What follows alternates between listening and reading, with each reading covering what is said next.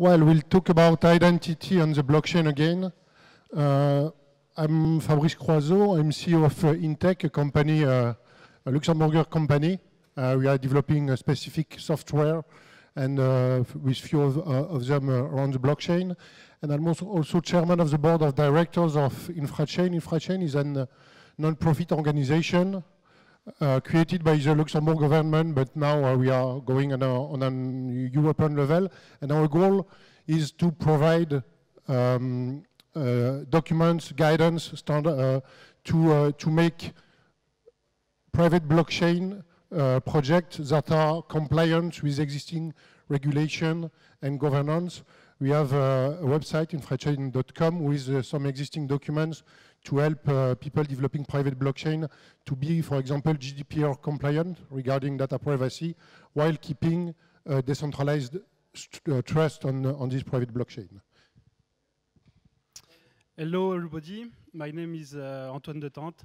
I'm working in Intech too, and I'm working on different projects related to blockchain and decentralized architecture. Fine.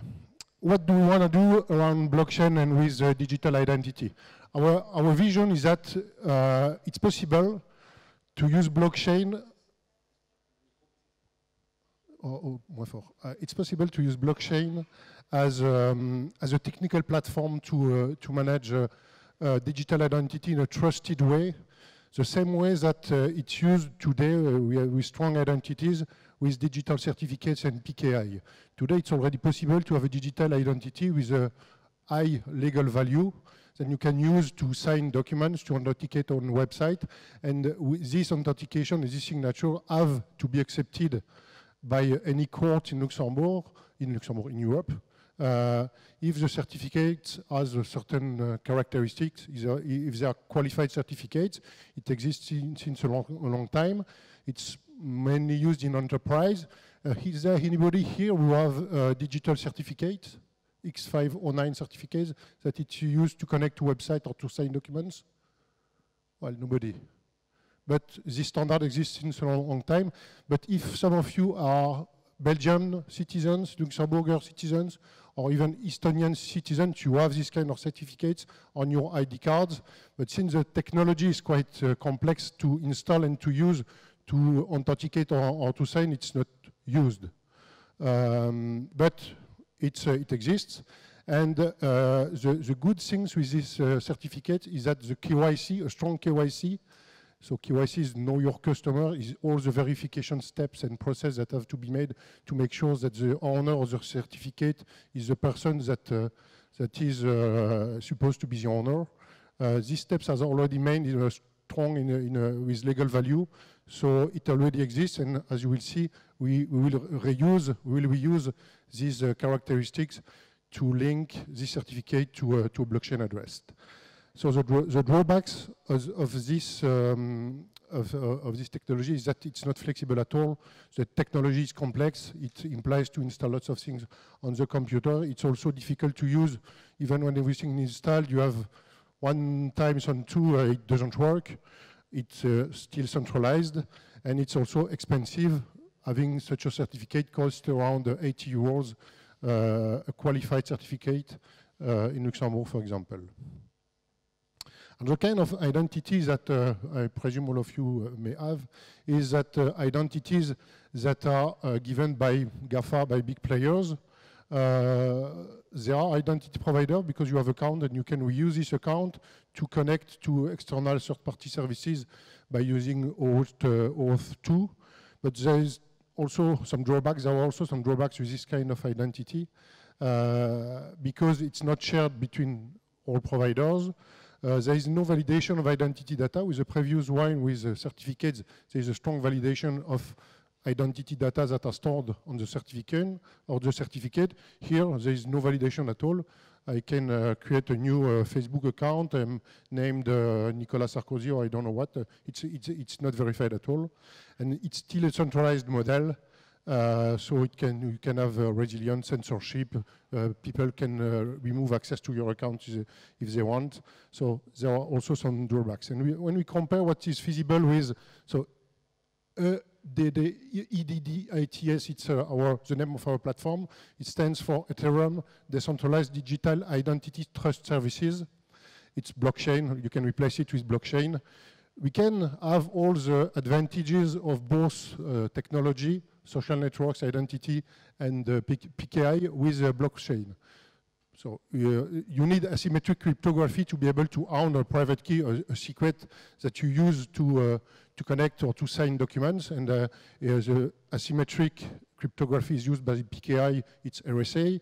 But blockchain is elliptic curve, but it's also asymmetric cryptography. You have strong security because, as you know, it's not possible to alter data that are on the blockchain.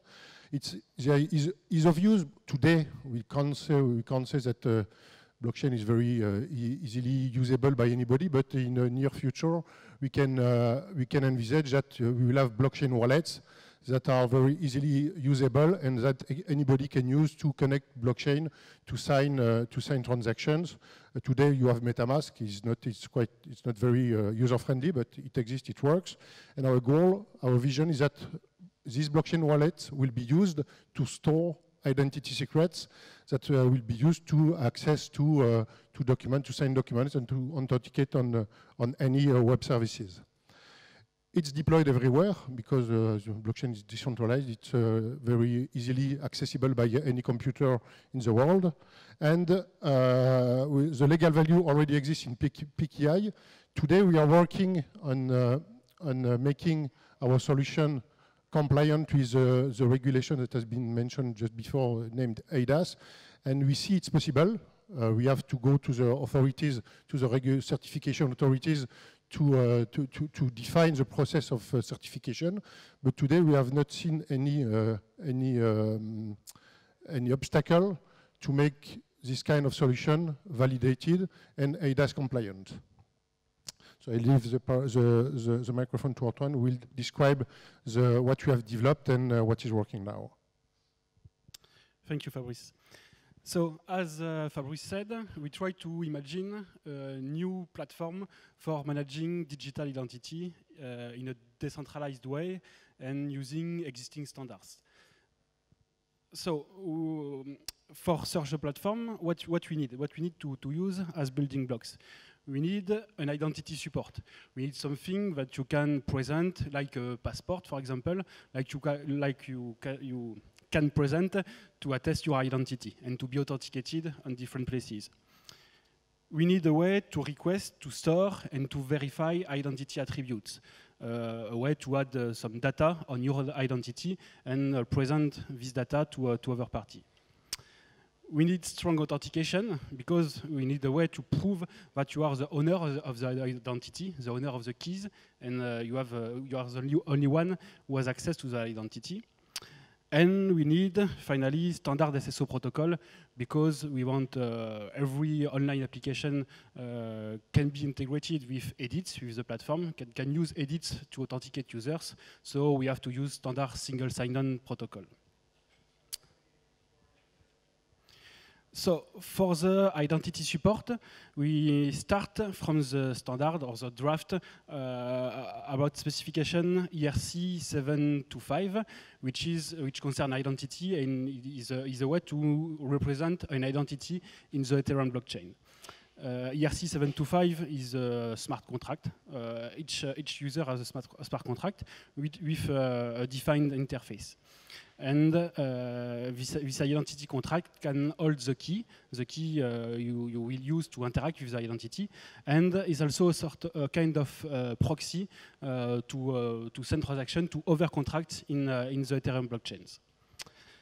For the claims part, the attestation and the user's attribute, we use ERC 735 specification. We built a smart contract based on this specification. ERC 735 is a way to hold your claims, and define the way this contract interacts with the other contracts of the platform, of the Ethereum blockchain, how to request a new claim, how to verify that a claim is valid or not, and how to access the data inside a claim.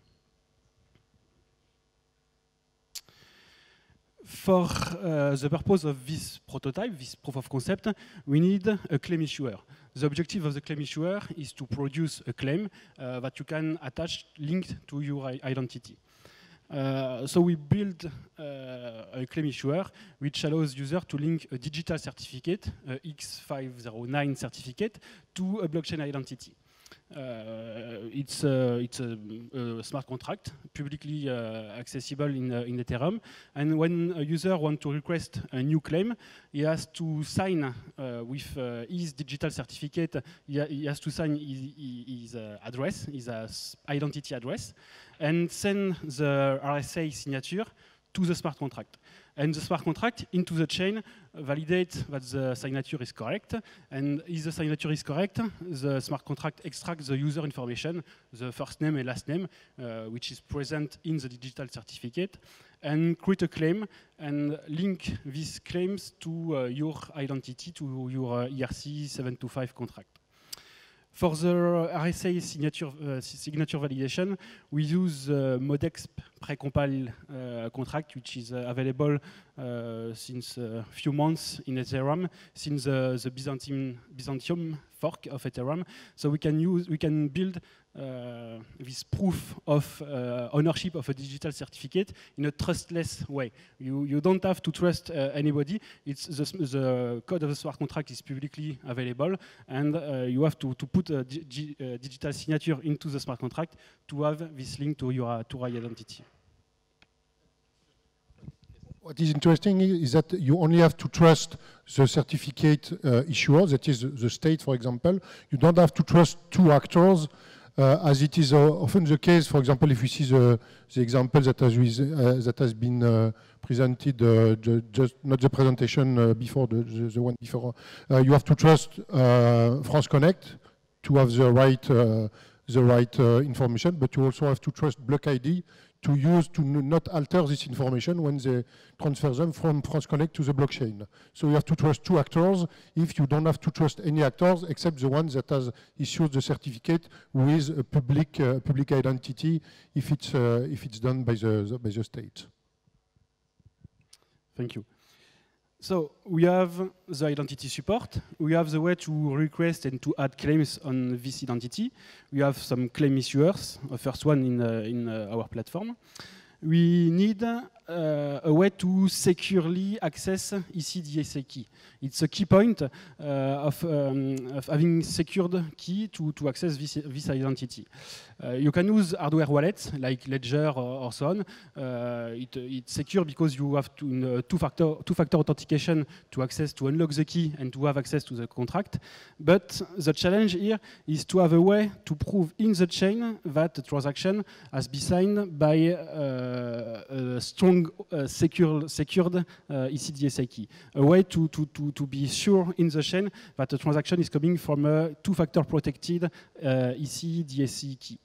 For this purpose, we are working on a prototype. We are trying with FIDO UAF authenticator. I don't know if you know what is FIDO UAF. It's FIDO is open standards about authenticator and the way to register a new authenticator and how to interact with authenticator for web application.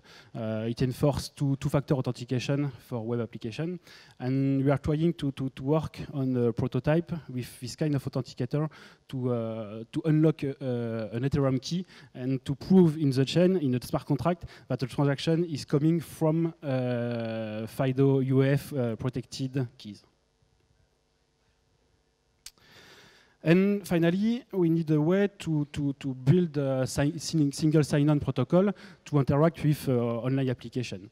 So we commonly used GW2 token. When a website wants to authenticate their users using our platform, the user is redirected to edit, to the web application, to the DApp, and can sign a GW2T token with one of his keys. And on the other side, the web application has to validate that the token is valid, is right signed, and that the key which signed the token is registered on the identity on the ERC-725 contract. Here again, the idea is to use the wallet, the blockchain wallet, but not to go to the blockchain, only to sign the transaction. So we will use the private key stored by the wallet with ideally strong authentication, two-factor authentication, to sign the authentication request, but without, we won't go to the blockchain. We'll directly send the signed information, it's not a transaction, to the website that has asked the authentication. Okay, so we have the three parts. We have the identity support, the strong authentication using hardware wallet, or maybe if we succeed with the proof of concept with a FIDO UEF authenticator. And we have standard assertion in the form of JWT tokens. So what does it look like? And I will present quickly the current platform. I cannot make a live demo, but I have some screenshot to show you the process of adding a claim to my identity. So quickly, we have an ID management app. It's a basic web application in JavaScript which runs in the browser. We have a third-party web app who wants to authenticate users using Edit's platform. And we have claim issuer. For example, a PKI certifier, which allows to link a digital certificate to my blockchain identity. So the first step is to deploy your own ERC-725 contract. So you build the contract. The DApp allows you to deploy this contract in the blockchain. It's running on the Kovan network right now. I don't know if we can see something, but and when your contract is deployed, you have a basic user interface allowing you to use all the functionality of ERC-725 contract. You can add keys, remove keys, you can duplicate keys, you can manage the key type because in the specification we have a key by purpose. We have a management key, we have action key, claims key. So you can add keys, you can review all the keys that are linked to your identity. And you can request a claim. I will request a claim. I will request to link my digital certificate to this identity. But this certification process has a cost. You have to send a little of SFR to the smart contract to be allowed to link your digital certificate to the identity.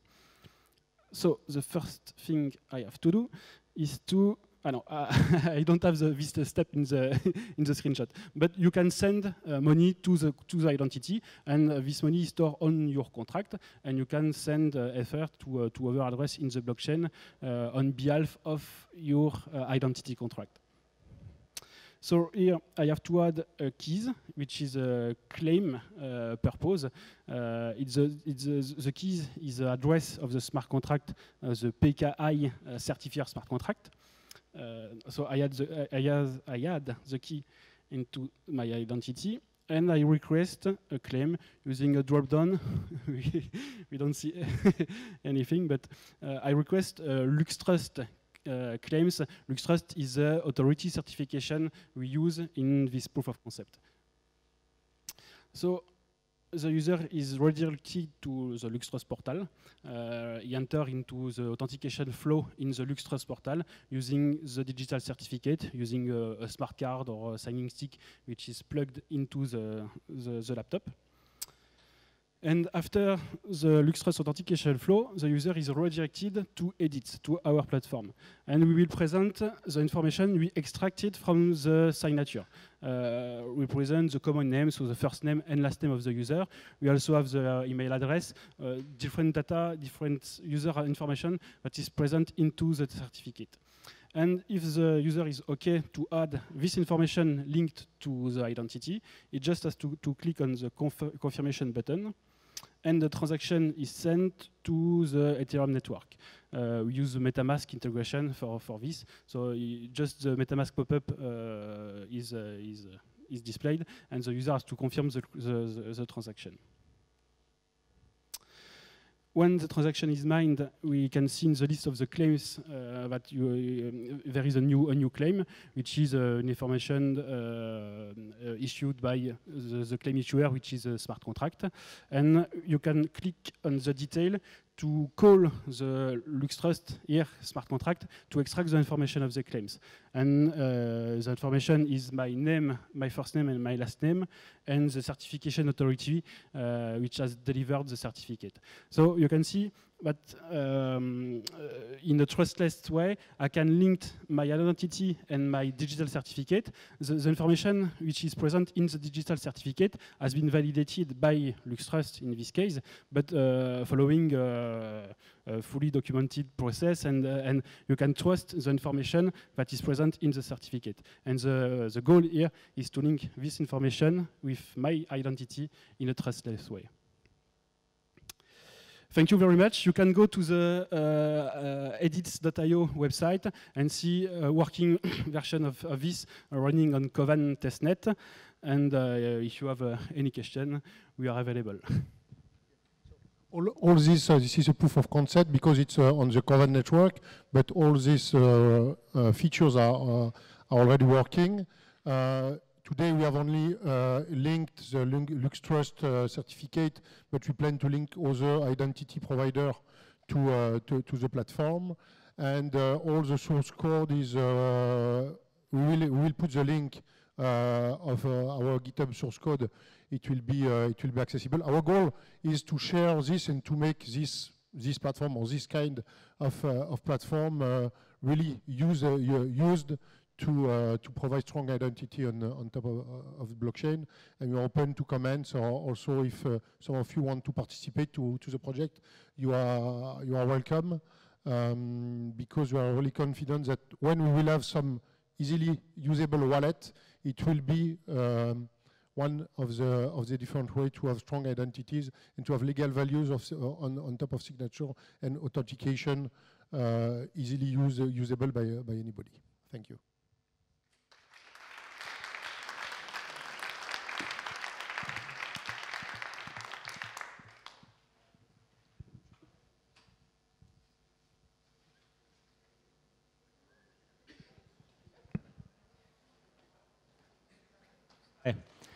So I'm trying to figure out how this improves the usability.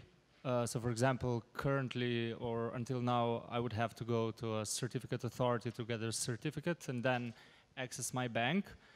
I will probably still have to do this with your setup. I'm trying to figure out how this improves the usability. Thanks. So, well, yes, today, if you don't have any certificate, you must get one. And after, when you have it, you will use your connection interface that is often specific to the certificate provider. That is why the X509 technology is complex. You will use this interface to connect to the platform and to link this certificate to the identity.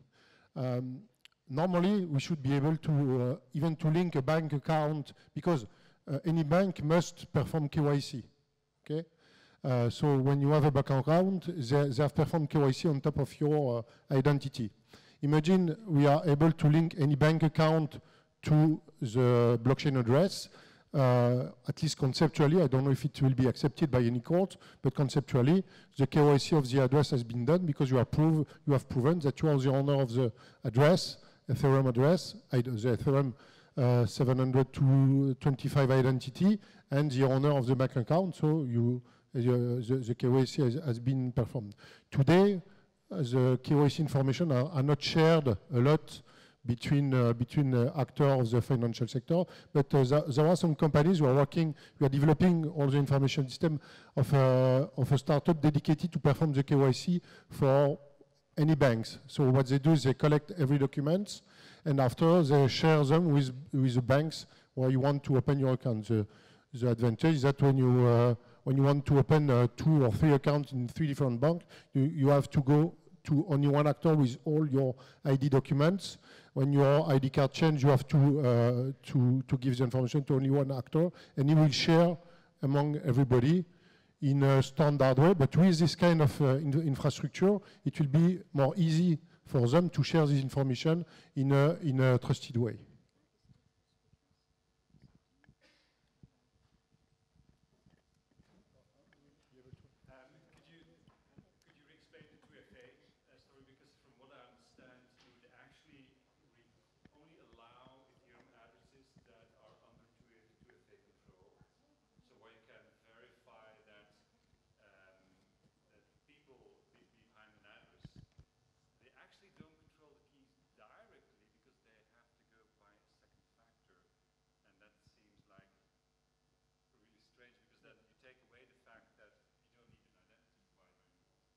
So the question is, how do we handle two-factor authentication? And you want to answer, or I start? I can start. For the moment, we don't have a solution to handle this, honestly. But the objective is with FIDO Authenticator, you can have ECDSA key inside the authenticator, and to unlock this key and to make a signature, you need to execute the two-factor authentication phase. So it will be possible to do the two-factor authentication process to unlock the key which is inside the authenticator to sign a transaction.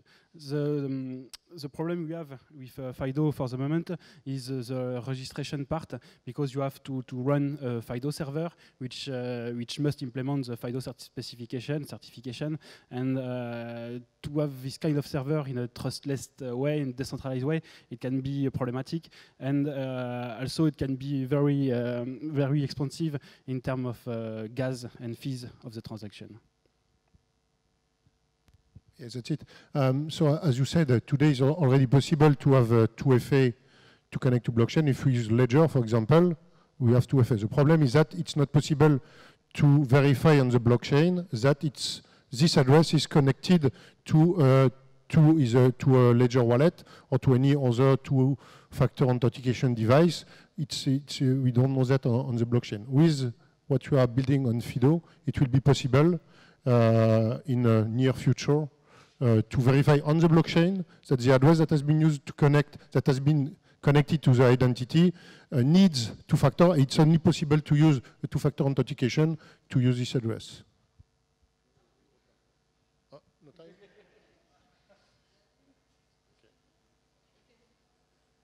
So if you have some other question, we are still available. Thank you very much.